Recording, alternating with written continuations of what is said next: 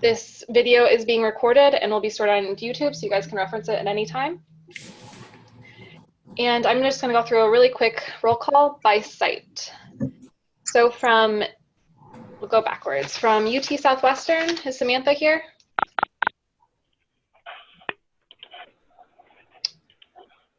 Samantha? I'm here. Okay, I'm here. Great. Welcome. And then Pittsburgh, Carol cannot join the call today. Everyone from University of Louisville cannot join the call.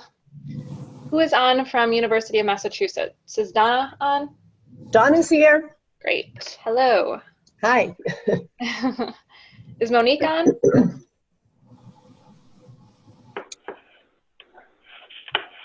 I'm actually not at the office, so I am calling in from, off-site, so I'm not sure.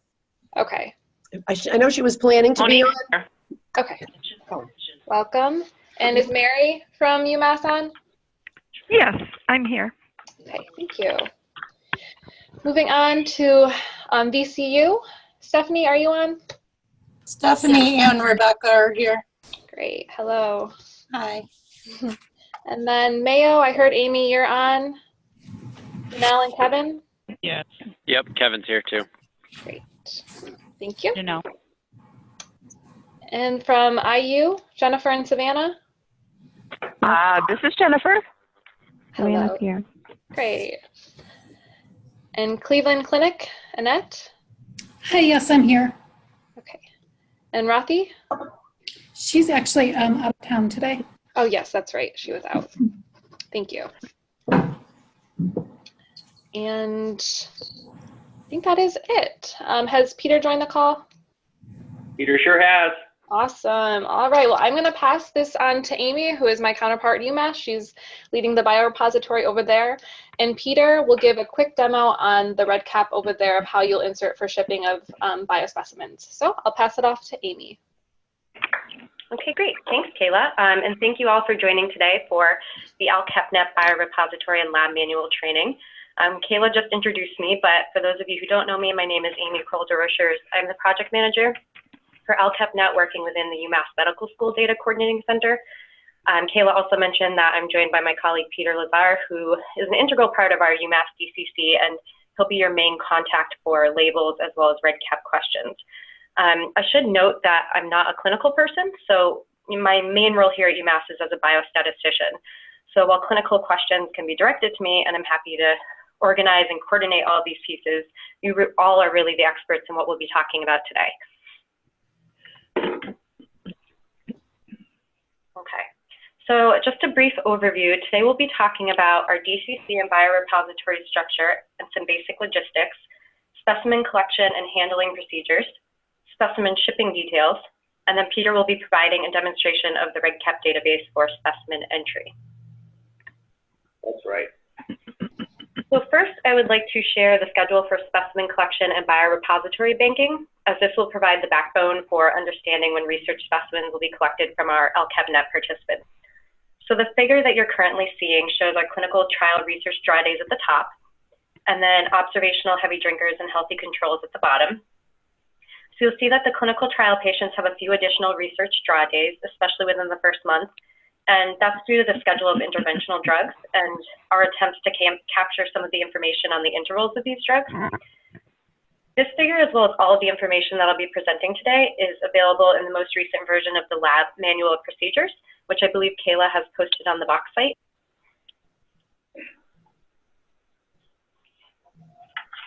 Okay, so now we're going to move on to some of the biorepository logistics.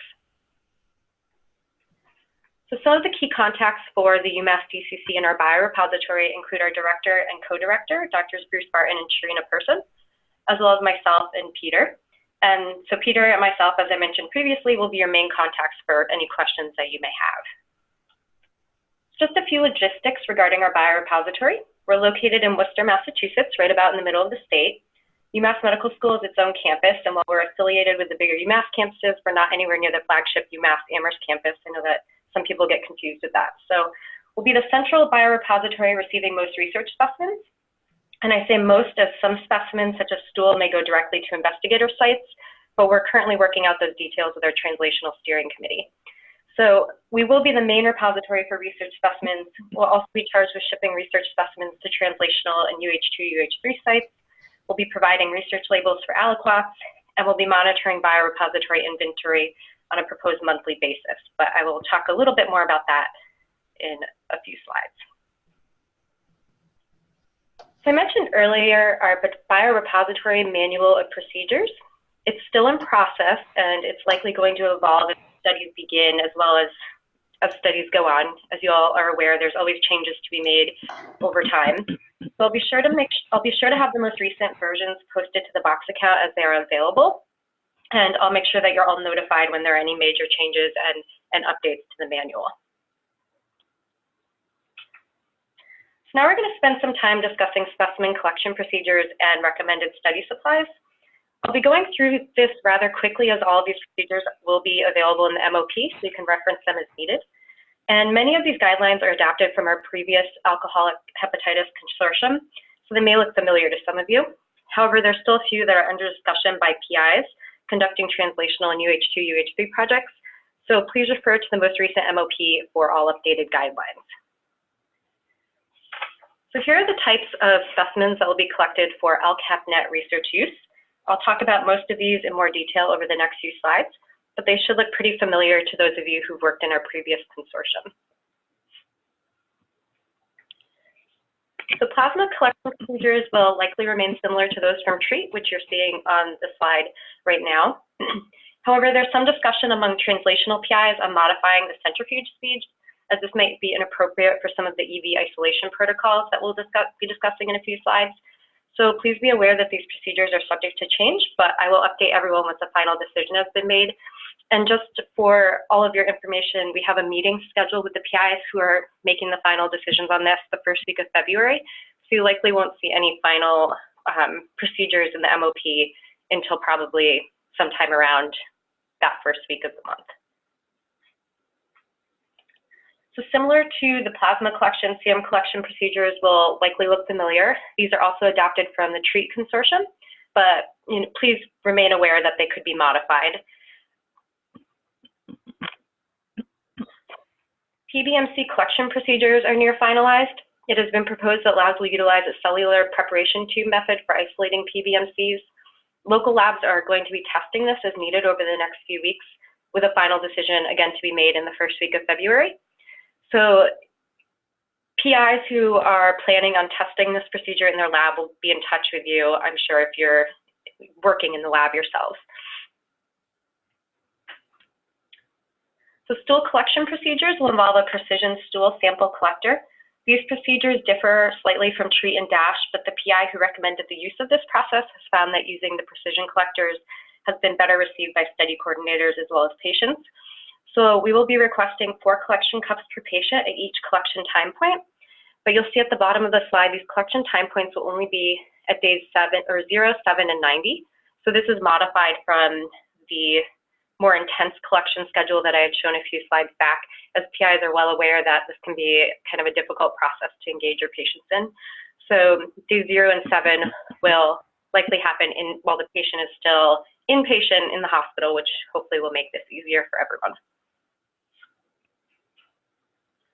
So these are the standard blood collection procedures, again, adapted from TREAT. They should look fairly familiar to everyone.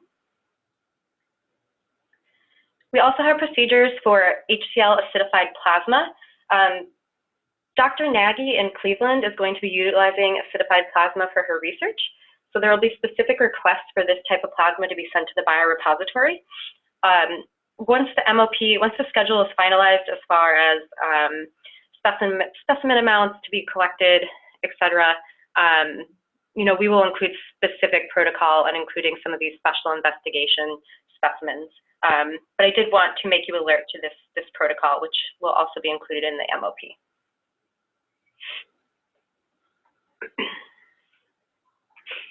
Okay, and so as I had mentioned earlier, there's still some discussion of EV isolation procedures with the goals of finalizing the first week of February. And as I already mentioned, the biorepository MOP will be updated at this point. So are there any questions on any of these procedures before we move on? And again, finalized details will be available soon, but I did kind of want to just go over some of the protocols that we have that we're either currently using or working on modifying slightly. So just a really quick question about the EDTA tube. Do you mean the pink top EDTA or the, I don't think they make a 6 ml lavender one. Yeah, so I think she actually meant purple top, which we're going to talk about study supplies next.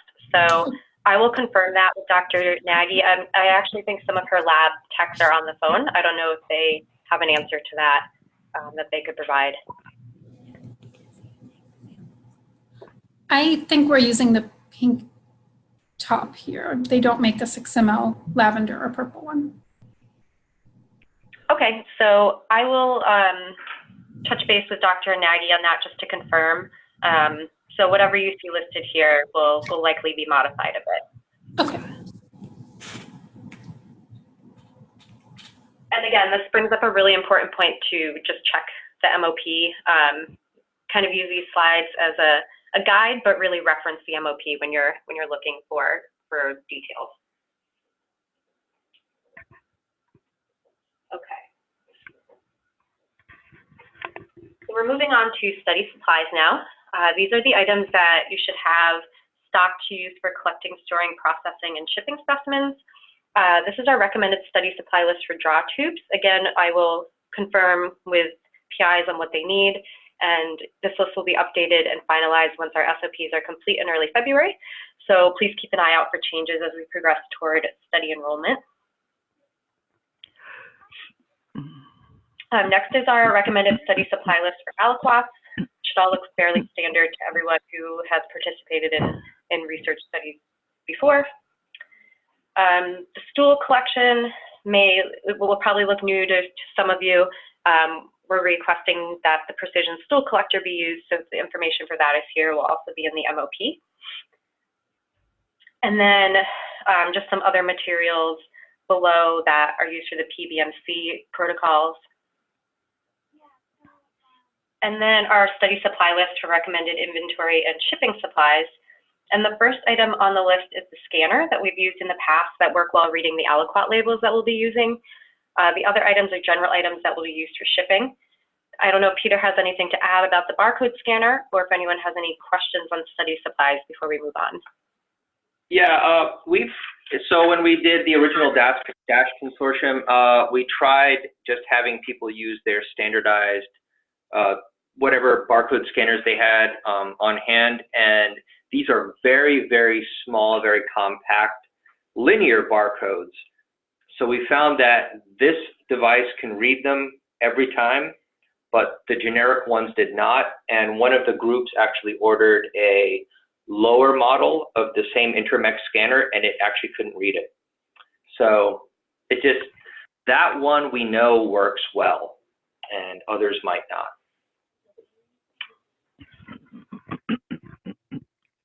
Okay, thanks, Peter. Does anyone have any questions on study supplies?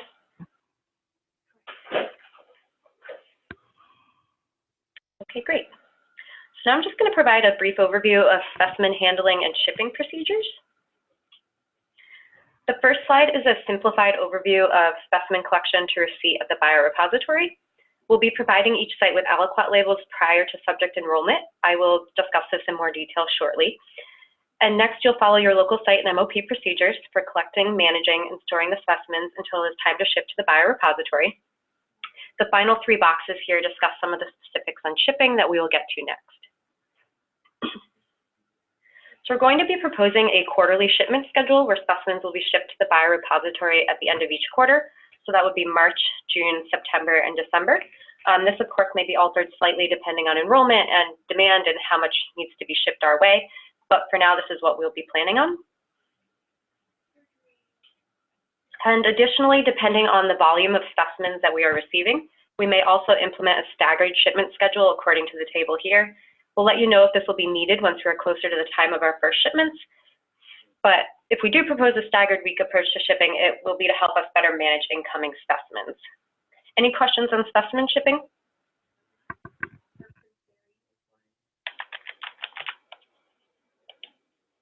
Okay, so next we will discuss subject ID and aliquot labeling design, as well as identifying specimens. So subject IDs will be 5 digits and will include identifiers for site, subsite when needed, and a digit-specific, 3-digit specific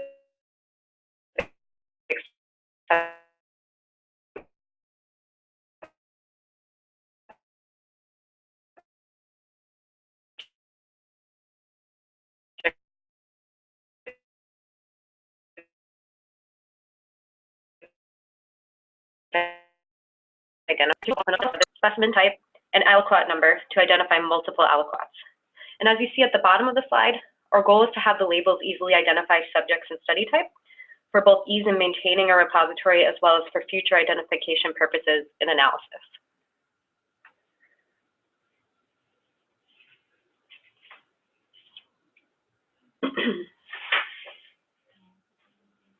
So finally, as I briefly mentioned earlier, we'll be shipping labels to you prior to enrollment of subjects. We successfully use this method in DASH, and we're hoping to continue our success with AlcHepNet. We've found that giving coordinators pre-printed labels, and that way they have specimen labels on hand for each subject once they're enrolled, and this streamlines the process both on our end and your end. So Peter will be printing and shipping labels here from UMass, so I'll let him add anything else or answer any questions that you may have. Yeah, so I plan to print up 10 patients worth of labels and ship it to each site. And then when you're down to 5, as the slide says, contact me soon, and I will print up another 10. And we'll feel out this process as it happens. 10 is usually enough to last for quite a while. But if it turns out that I need to pre-print 15 or 20 per site, then that's what we'll do. Now, as Aimee mentioned, the labels actually have both studies on them and all the visit days. So when you grab a label sheet, that is every potential path that the subject can take and the entirety of the study all pre-printed. So you'll have the whole thing in front of you.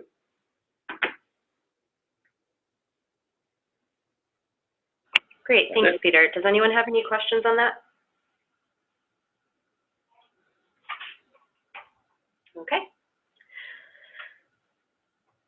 So we're going to spend some time now introducing our RedCap database for specimen data entry. We realized that we're introducing RedCap prior to the larger RedCap training, which will be held next week.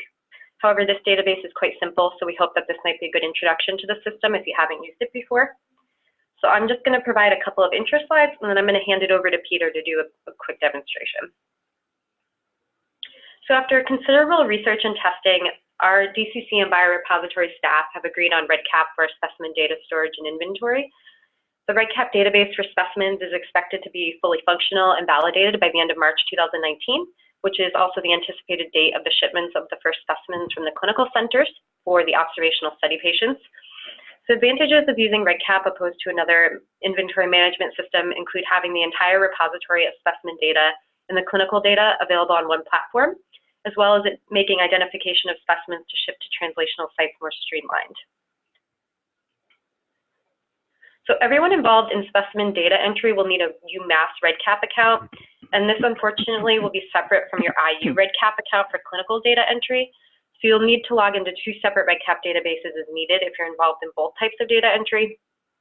Please contact Peter at your earliest convenience. I've included his email here to start the account request process. And if you already have a UMass RedCap account, still contact Peter and let him know that you need to be added to the DCC specimen tracker. And this is Peter. Make sure that when you get this account, make sure that you set an Outlook reminder to log in every 2 weeks and then log back out. If they see an account is inactive for a while, they will suspend it.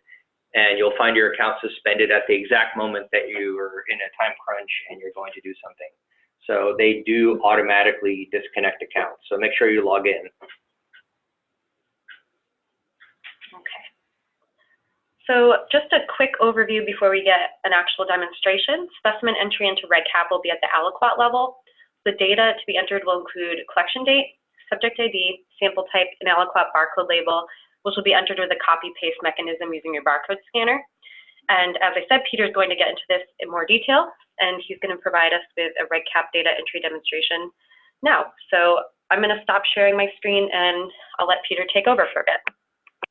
Okay, I just pushed the green share button and you cannot start. Oh, okay. And here we go. Share. All right, can you all see my RedCap screen? Yes. Okay. By the way, the labels that you are seeing, that you will be using, look something like this.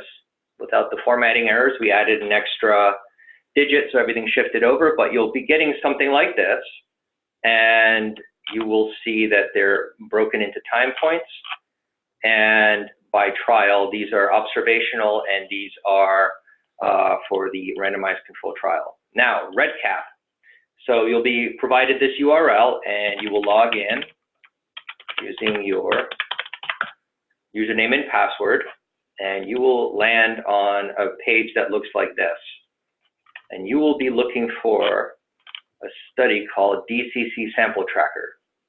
I'll be going to the test site. So when you basically you get your samples from the clinical group, you have your blood draws and everything, you process them into aliquots. You use the labels provided to label each one, and then you come here, log in, and what you will do is you will push Add Edit Records, click into this Enter New Existing aliquot barcode field. You'll click into it. You'll pick up your scanner and beep. This one is white whole blood. Click, Save and Exit Form. Then you'll go Add Edit Records, click, beep. This one is also whole blood today, Save and Exit Form. And it's that easy. And you just go right on through. And come on, beep. Come on, beep. All right. This one is, and that's basically, so I just entered 3 aliquots. And so you just go through, you add edit records, you click into this barcode field, and then you add each different type. And you'll see this is urine. So that's. So now, Peter, to just jump in here for a second, you're clicking the date, the today date for collection date. So if coordinators are entering this on a different day, what would they do? Okay, so you would, that is not quite as fast, because then you have to edit the today date. There we go. And then that's a urine, and then I would still click today, but then I'd have to edit it, right? And then you can see the total aliquots that you've entered into the system. You can see them here. So that would be what you would do each time you process a day's samples. You would basically have all the aliquots ready, and then you just go right through, scan, scan, scan, scan, scan, and then everything in the database will be at an aliquot level. Now, eventually, the shipment day will come up, and on the back end of this system, there's an invisible, so if you go into an actual aliquot, you cannot see half of the fields because one of them is status. So a status, from our perspective, is sent to UMass. And on UMass, the idea of a status is sent to Dr. Jones.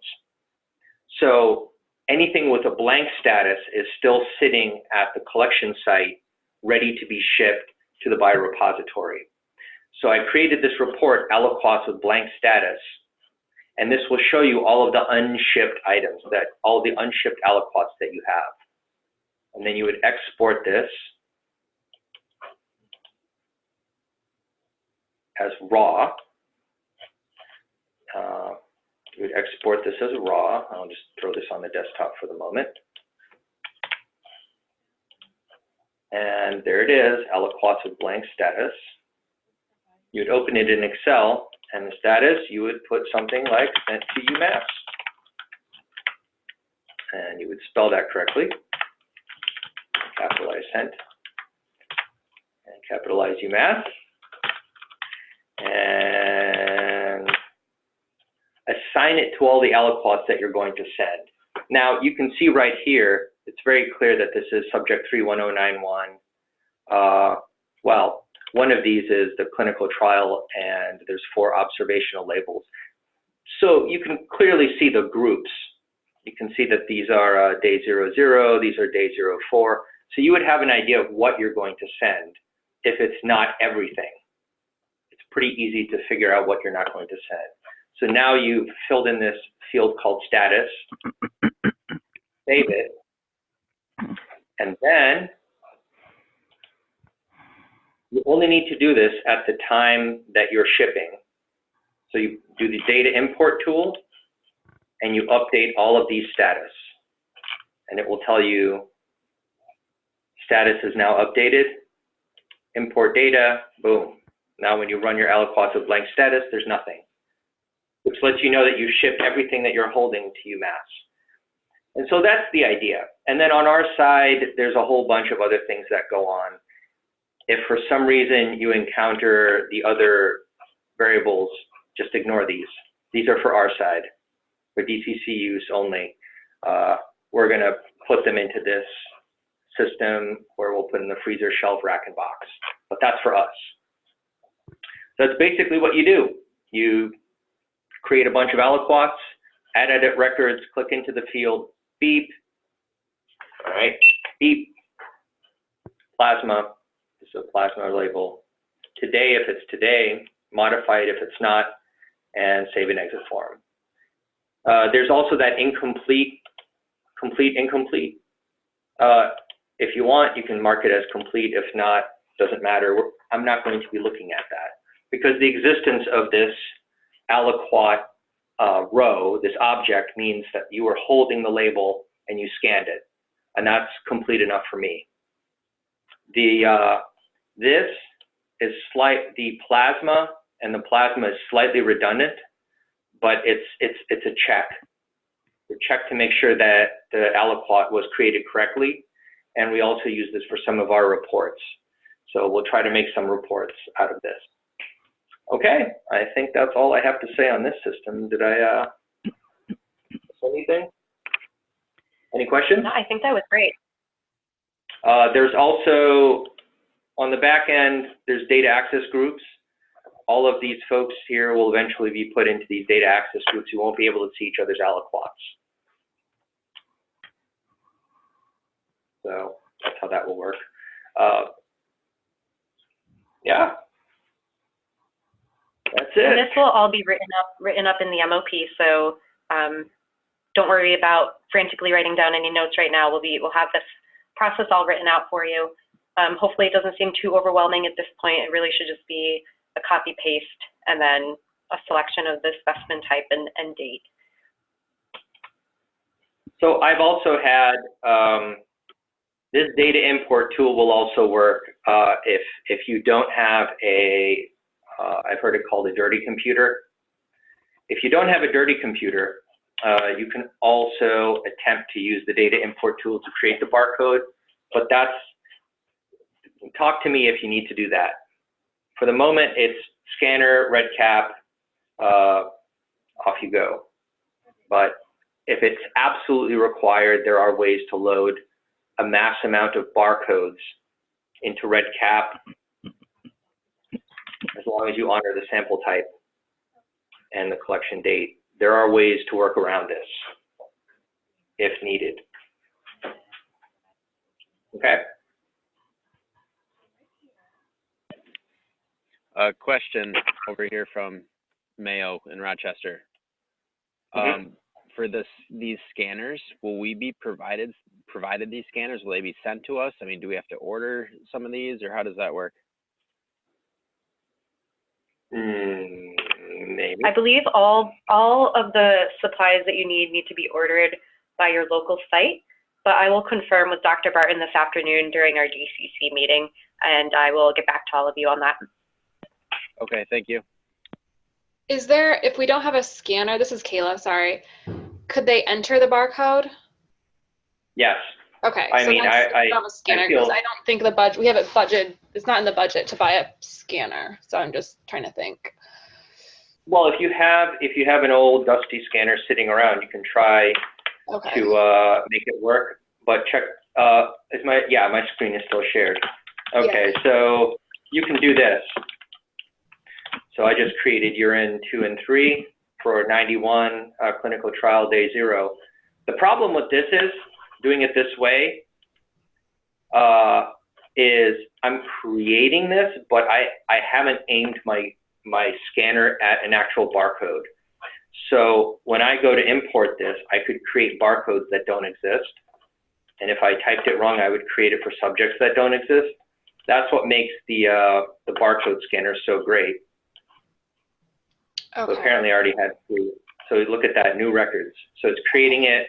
You kind of have to know that 5 is urine and 3 is whatever that was, whole blood. And actually this was stool and serum. Oh well, I got confused. But yeah, so you can do this. Okay. And if you don't have a so-called dirty computer, you might be doing this anyway. Once you know the pattern, it's pretty straightforward, but just make sure that whatever you enter actually exists, because we'll be very confused on our side. Okay. We'll go scan it. But here you go, and then you push import, bang, it exists. Here's one with a blank status. It treats them as equal. So we'll do some data checking at some point to make sure all the aliquots are well formed. But that's basically the idea. So yes, you can enter it without a scanner. We can, as time goes on, what we could try is we could try using the mobile app. You could try to use some sort of iPad, iPhone, something, aim it at the aliquot. Maybe the barcode reader will actually work in that format, because there is a RedCap mobile app. So you could load this study in the mobile app and then see if that works. But I don't know if we want to get that complicated. I think we could probably think some more about this on our end, and we can get back to everyone on alternatives to the barcode scanners. But again, let me check in with Dr. Barton this afternoon and see what he has to say about the budget and purchasing scanners. It might even make more sense to purchase one extra scanner here and there than to try to go down a mobile app route. So we'll see. Any other questions for Peter?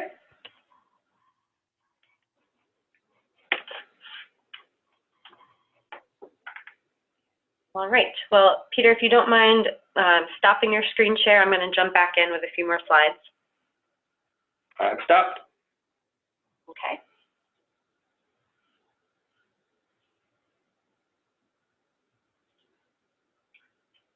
Okay, kicked me back to the beginning. So let me just pick up where we were. Okay, so if anyone has any RedCap questions after we're done with today's training session, just contact Peter, and also remember to email him to set up your accounts as soon as possible. As I mentioned, I just have a few more slides for today. And first, I'd like to share a bit more information on the types of freezers that we'll be acquiring for the AlcHep network. So in our biorepository, we expect to have 5 to 6 freezers up and running when we're at full storage capacity. 2 freezers will be purchased to start, with other freezers purchased as needed. Our freezers will be set up with generators and liquid nitrogen in case of a power outage, and we expect to store specimen types in separate locations to reduce any risk of contamination.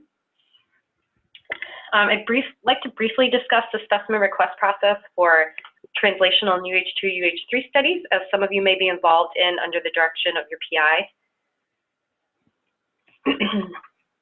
So this slide shows an overview of the specimen request process. It's fairly self-explanatory. Basically, the request needs to be approved by one or more AlcHepNet steering committees. We're still working on finalizing the process for that. Essentially, we're setting up what's going to be called the Resource Allocation Committee, which will be made up of PIs from the translational and UH2, UH3 studies, and they'll be tasked with making sure that there's enough specimens to go around in a very simplified way of putting it. But you know, we're currently working on getting some final tabulations of estimates on what we expect to have and what we expect to be sending back out again. So actually requesting specimens for some of these research projects is going to be a little bit of a process because we need to make sure that there's enough to go around for everyone. So steering committees will be involved, and then once we receive approval on our end, then we can locate the specimens and ship to the research sites. And as I mentioned, all requests are going to need to be confirmed by Resource Allocation Committee and other steering committees. And then all cyanoanalytic data, we're working on creating a type of data warehouse. So we'll be able to share, we're hoping that we'll be able to share some of this data and cut down on some of the requests in that way as well. And I also mentioned briefly that we're planning on producing monthly inventory reports for steering committee review. So we'll also be able to report on the number and type of specimens received from each clinical site if there's interest. And finally, we are prepared to produce a more substantial report for future DSMB meetings. You know, we can talk about that as time goes on based on what sites need and what we need for DSMB review. So that was a very basic overview of a role here as a biorepository at the UMass DCC. I realize there will likely be a number of changes to what was presented here as time goes on, but hopefully this will give you an idea of the procedures and supplies you'll all be needing. And I promise to send out final updates and protocols as soon as I have them. But in the meantime, please feel free to send any questions to myself or Peter when they arise. We're here to help, and we'll be in contact with updates and changes, especially as enrollment begins.